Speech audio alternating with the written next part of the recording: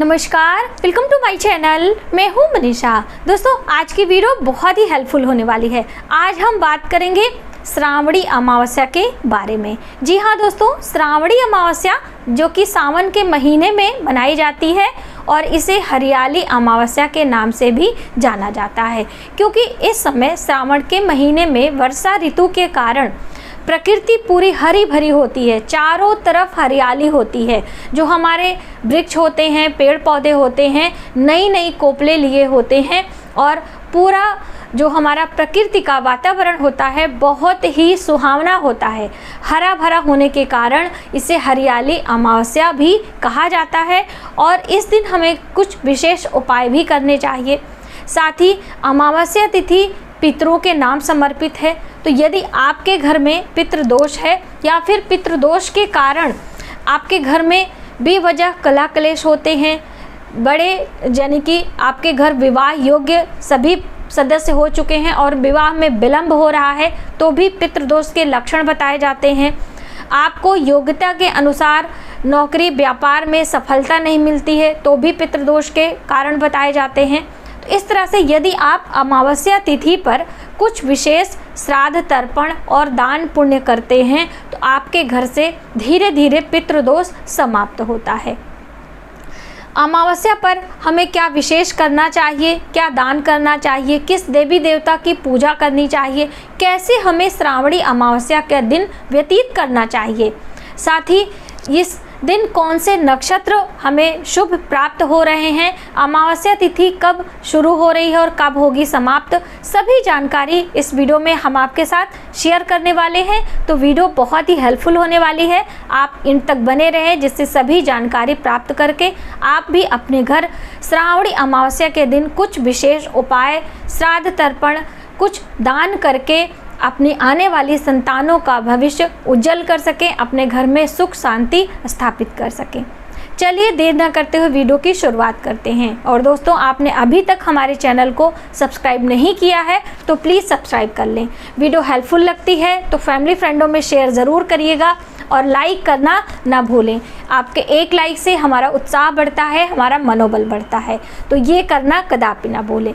चलिए अब वीडियो की शुरुआत करते हैं। आइए दोस्तों, जान लेते हैं कि श्रावणी अमावस्या की शुरुआत कब हो रही है और कब होगी समाप्त, कौन से शुभ नक्षत्र हमें इस दिन प्राप्त हो रहे हैं। दोस्तों, श्रावणी अमावस्या 28 जुलाई को मनाई जाएगी। 28 जुलाई दिन गुरुवार का है और अमावस्या तिथि शुरू हो रही है 27 जुलाई दिन बुधवार को रात्रि में 9:11 से और अमावस्या तिथि समाप्त हो रही है 28 जुलाई दिन गुरुवार को रात्रि के समय 11:24 पर समाप्त हो रही है। तो इस तरह से सुबह सवेरे यानी कि 28 तारीख को जब आप उठेंगे, सूर्योदय के साथ में आपको अमावस्या प्राप्त हो रही है और पूरे दिन आपको अमावस्या तिथि मिल रही है। इसलिए आप 28 तारीख को ही अमावस्या तिथि का व्रत करेंगे, ये हमारे लिए ज़्यादा शुभ होगा। और साथ ही इस दिन गुरु पुष्य नक्षत्र भी हमें प्राप्त हो रहा है। सुबह सवेरे तो पुनर्वसु नक्षत्र है, लेकिन उसके बाद गुरु पुष्य नक्षत्र प्रारंभ हो जाएगा, जिसमें आप विशेष दान पुण्य कर सकते हैं। नक्षत्रों का राजा पुष्य नक्षत्र माना जाता है। जैसे ग्रहों की हम बात करें तो सूर्य देव ग्रहों के राजा होते हैं, तो इसलिए आप इस दिन विशेष दान पुण्य करके अपने जीवन की कुछ परेशानियों को हल कर सकते हैं। क्या करना है, किस देवी देवता की पूजा करना है, कैसे इस दिन का पूरा हमें लाभ लेना है। दोस्तों, अमावस्या तिथि अपने आप में बहुत ही शुभ मानी जाती है, खास तौर से पितरों के लिए।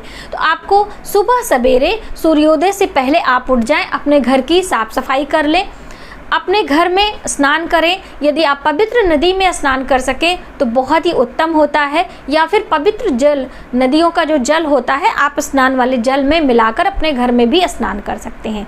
सबसे पहला कार्य होता है आपको सूर्य देव को जल देना। जैसे मैंने आपको बताया, ग्रहों के राजा सूर्य होते हैं और हमारी आत्मा के कारक भी सूर्य देवता माने जाते हैं। और जब हमारी ये शरीर विलीन हो जाता है तो हमारी जो आत्मा होती है वो सूर्य में मिल जाती है, यानी आत्मा का मिलन सूर्य में होता है। तो इस वजह से हमारे पितरों का वास सूर्य ग्रह में माना जाता है। इसीलिए हम सूर्य देव को जब जल देते हैं तो वह सीधे हमें हमारे पितरों को प्राप्त होता है। तो इसलिए अमावस्या को आप सुबह सवेरे स्नान के बाद में एक बड़े से पात्र में काला तिल डालकर दक्षिण दिशा की तरफ मुख करके यदि पितरों का निमित्त नाम लेते हुए आप जल देते हैं तो उनकी आत्मा को शांति मिलती है, उन्हें प्रसन्नता होती है। तो ये कार्य आप ज़रूर करें। उसके बाद अपने पूजा मंदिर में आके आपको पूजा अर्चना करनी है। हो सके तो शिवालय जाके भगवान शिव की अर्चना करें। भगवान शिव के शिवलिंग पर आपको जलाभिषेक करना चाहिए। दही में शक्कर मिलाकर, गंगा जल मिलाकर शिव का अभिषेक करने से आपके जीवन में माता लक्ष्मी की कृपा प्राप्त होती है, धन धान्य की कभी कमी नहीं रहती है। यदि आप शिवालय नहीं जा सकते तो अपने घर में भी यह कार्य कर सकते हैं। साथ ही दोस्तों, श्रावण का महीना है, भोलेनाथ का महीना है, तो उनके मंत्रों का जप भी आप कर सकते हैं। अमावस्या तिथि पर पितरों के नाम दान पुण्य करें। आप श्राद्ध तर्पण भी कर सकते हैं किसी नदी के तट पर जाकर, या अपने घर में ही श्राद्ध तर्पण किसी पुरोहित को बुला के कर सकते हैं। ऐसा नहीं कर सकते हैं तो भी आप दुखी ना हो, किसी योग्य ब्राह्मण को बुलाकर आप पितरों के निमित्त भोजन करा सकते हैं। ऐसा भी नहीं हो सकता तो किसी गरीब ब्राह्मण को आप चलते फिरते कहीं भी कोई आपको भूखा दिखता है, कोई भी व्यक्ति, कोई भिखारी, आप उसे भी भोजन करा सकते हैं यथाशक्ति। इस तरह से छोटे छोटे कार्यों को करके हम अपने जीवन को समृद्ध बना सकते हैं, आने वाली परेशानियों से निजात पा सकते हैं। तो आपको कुछ ना कुछ ज़रूर करना है इस हरियाली अमावस्या पर। साथ ही दोस्तों, आप यदि अपने घर से कुछ चीज़ें बनाकर मंदिर में दान करते हैं, उसका भी विशेष लाभ होता है। जैसे कि अमावस्या तिथि पितरों के नाम समर्पित है, तो आप उनके नाम से घर पे खीर बनाएं और मंदिर में जाके यदि आप दान करते हैं, उससे भी आपके पितरों की असीम कृपा आपको प्राप्त होती है। कुछ चीज़ें हमारे ऋषि मुनि इस तीज त्यौहार के चलते हमें बताते हैं और करने के लिए प्रेरित करते हैं, और हमें धीरे धीरे अपने जीवन की समस्याओं से निजात पाने का एक मार्ग दर्शाते हैं। तो हम इन तीज त्योहारों के साथ में अपने परिवार के साथ में खुशियों के साथ मनाते मनाते यदि कुछ दान पुण्य कर लेते हैं तो हमारे जीवन में सदैव खुशियाँ बनी रहती हैं। इस बात को आप कदापि ना भूलें। हरियाली अमावस्या है तो आप प्रकृति की सेवा करें। प्रकृति की सेवा में जो देव वृक्ष होते हैं उनकी पूजा अर्चना आपको ज़रूर करनी चाहिए।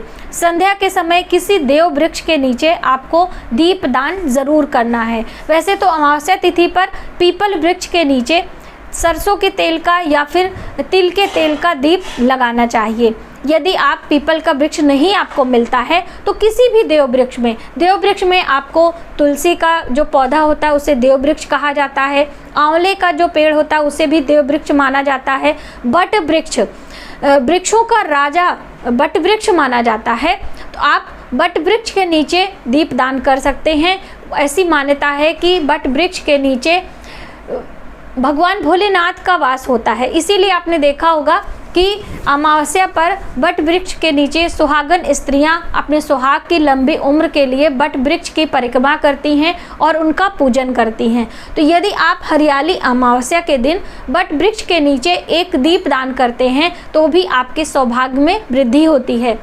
यदि आप बट वृक्ष रोपण करते हैं, यानी कि सावन के महीने में हम कोई भी वृक्षारोपण करते हैं तो बहुत जल्दी शीघ्र लग जाता है। तो आप कोई भी देव वृक्ष आपको मिल जाए, बट वृक्ष हो, पीपल का वृक्ष हो, आंवले का वृक्ष हो, बेल का वृक्ष हो, ये कोई भी वृक्ष आप सार्वजनिक स्थान पर लगाएं और उसकी पूरे वर्ष सेवा कर ले जाते हैं। यानी कि उसे फलने फूलने के लिए आप अच्छे से उसकी सेवा करके उसे छोड़ते हैं, तो आपकी जो आने वाली संतानें होती हैं वो बहुत ही सद्गुणी होती हैं। उनके जीवन में कोई परेशानी नहीं आती है, स्वतः ही अपने मार्ग को वो चुनते जाते हैं और जीवन में आगे बढ़ते जाते हैं। ये सभी कार्य हमारे ऋषि मुनि, हमारे पूर्वज समय समय पर करते रहते थे, इसीलिए उनके जीवन में कोई असफलता नहीं आती थी। हम लोग आज के जीवन में अपने ही जीवन को निर्वाह करने में निष्फल होते हैं, तो हम अपने आने वाली संतानों को क्या सलाह दे के जाएंगे, क्या उनके लिए प्रेरणा का स्रोत बनेंगे। तो आपको हरियाली अमावस्या पर कुछ विशेष उपाय के तौर पर पेड़ पौधों को जरूर लगाना है, और जो ये 2 वृक्ष मैंने आपको बताए हैं ये सार्वजनिक स्थान पे यानी कि किसी पार्क में या फिर किसी नदी के किनारे या फिर किसी मंदिर में आपको वृक्षारोपण करना है।